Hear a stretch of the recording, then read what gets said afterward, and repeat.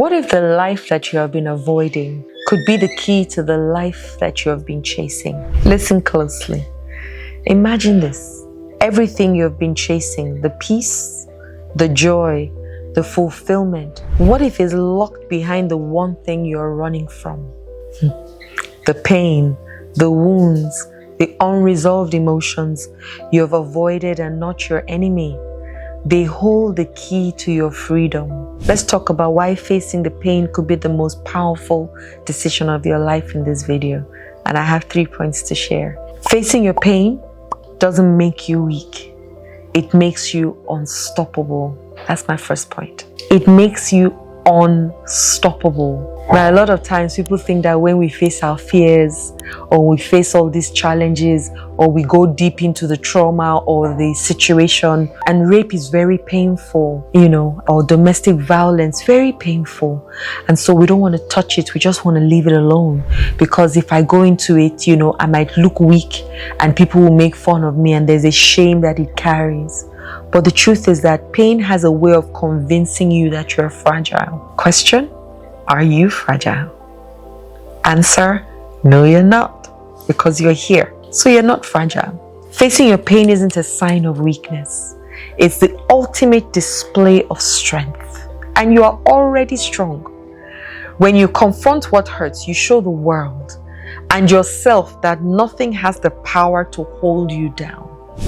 I tell people that sometimes we give our powers to people. So people just know how to press your buttons. This one will press your button, you will react. That person will press. You're almost like a puppet. And you have given them all your strings. And so they can pull your strings whenever they like. By saying one thing, doing one thing. And you have given them your peace and power. But you have the strength to take that back. And trauma does that. Trauma will give you all kinds of reasons.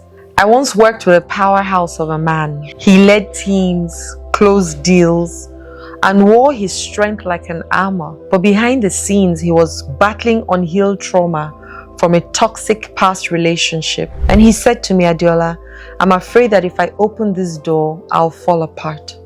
And I looked at him and said, what if falling apart is the very thing that lets you put yourself back together? This time, it makes you even stronger. And he looked at me and said, will you help me? And for sure, I did. And it gave him such a new sense of belonging and understanding and worthiness of himself. And I was so happy. I always love working with men, by the way.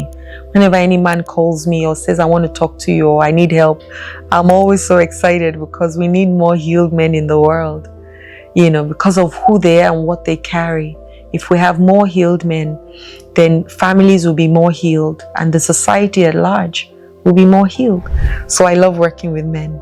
So he started his healing journey, of course, and his transformation was remarkable. He didn't just maintain his success, he amplified it.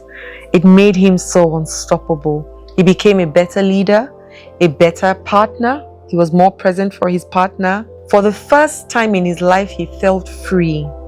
He felt free. And you can't selectively numb emotions. When we numb pain, we also numb joy. We also do that. We just think it's pain we numb. The opportunity of joy, because if there's no pain, how would you appreciate joy? How? So there's got to be polarity. It's got to be yin and yang, this and that. Healing can deepen your relationships, your creativity, and your impact. Honestly. Because pain creates walls. It just blocks you, right? Blocks you from all the genius that you could be. It blocks you. And you might think you're doing well until you find out that, what? I was carrying all of these things?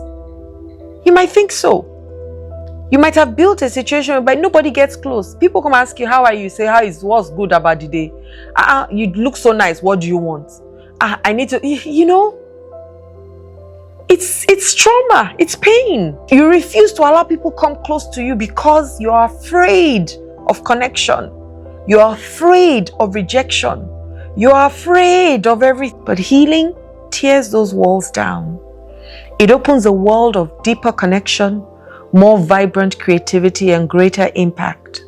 I remember when I used to run away from people. In fact, I used to say to people, I'm not a relationship person. When my first boyfriend, I told him, I'm sorry, I don't do dates. I don't do relationships. Because I never stayed anywhere enough for me to build relationships. I went to 3 primary schools, 3 secondary schools. How could I be friendly with anybody enough before they changed me again? So even the new friends that I made, I forget them in no time. And so how can I be in a romantic relationship when I don't have the skill to build it or grow? I don't have it. People will always leave me was one of the things that I thought. They will always move me around. People cannot handle who I am. And so who suffered it? I did, because I didn't block my heart from really loving and just be giving myself completely to people. I would shut you off. Before you shut me off, I've shut you off completely. Say, I beg. I block my heart. I remember this lady. She said to me, I keep creating, but nothing I make feels real anymore. Do you find yourself in that place? As an artist, you paint something or you create something and you're just like, there's no soul in it. There's no spirit in it because you didn't pour yourself into it. I mean, even if you poured the depth of your pain, it would have even been better. But you didn't pour yourself because you are disconnected. From her childhood, she had unaddressed pain. And so she created this emotional block just as you have. Just like I did. And she was creating from a place of performance, not authenticity. Just like a lot of us are doing. It's only performance. Let them tell me I'm doing well. But there's no authenticity to it. Now, when you heal, everything shifts.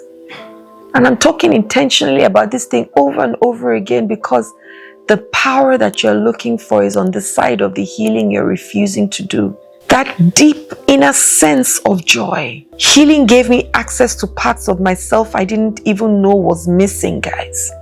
I didn't even know that I was depriving myself of love, just as I was depriving myself of loving. A fulfilled life is about how you succeed, not just what you achieve.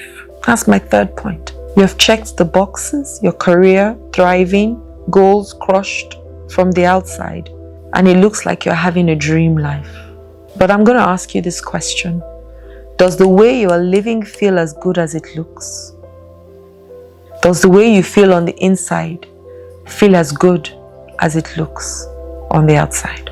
I remember a client of mine who said to me, I have everything I thought I'd wanted, but it still doesn't feel enough. And this hustle spirit always feels like we're constantly moving. But moving where is my question? Moving where? So prioritize your healing today. It's so important. So important. Because what if the life that you're chasing doesn't require more effort, but more healing? What if the very thing that you have been avoiding is the key to deeper connections, explosive creativity, and unshakable fulfillment? That healing that you're running away from. What if it will lead you to all these things that you are also searching for, but you just don't know how to connect with it? Facing your pain isn't about fixing what is broken. It's about uncovering the unstoppable, resilient, joyful version of yourself that you didn't even know existed. Because it's there. God has created us all for enjoyment and for thriving. Some things or parts of life took some of that away from us, but it's now in your hands to bring you right back by dealing with all those issues, connecting those dots, reframing them, and progressing into the life that only you can decide you want to live. My exercise for you today is I want you to write down the legacy that you want to leave behind. Not for work, because I know you can write down one very well. You say, I want to be the first and best professor in, not work, not career, not finance either. Your personal life. What legacy do you want to leave behind? One of the exercises that I use is I see myself at my funeral and I imagine 3, 4, 5 people talk about me and they're all my family members. What would I want them, or friends, or neighbors, or community, what would I want them to say about me when I'm gone? And so that then cuts out the work that I need to start doing today. When I wrote this and I did this exercise, none of it was from, I want to be a billionaire. Everything came from what I wanted to make people feel, what I wanted to do for people. Eliminate, eradicate hunger, create a sense of worthiness for people, a safe place for people to thrive. Those were the things that I wanted people to say. I wanted people to say that I lived my life in its entirety and I died empty. Those are the things that I wrote down. What about you today? And if you need help, send me a message. And also, you can do the Level Up course. It's there for you. It's for 21 days. It's phenomenal, guys. It will change your habits and invariably it will change your life. And 2025 will be your best year yet. Love and light, Adela Kingsley Jane. 2025 has to be our best year yet. And so I've created courses, I've created videos that will help us work through January and February. I've done a whole line of videos and I hope that these videos are going to really help you improve and transform your life so that 2025 will be your best year yet. Don't forget, subscribe, click the notification bell below, like this video, and finally share me with other people so that as you grow the community of people around you and we have a wholesome society. God bless. Love and light.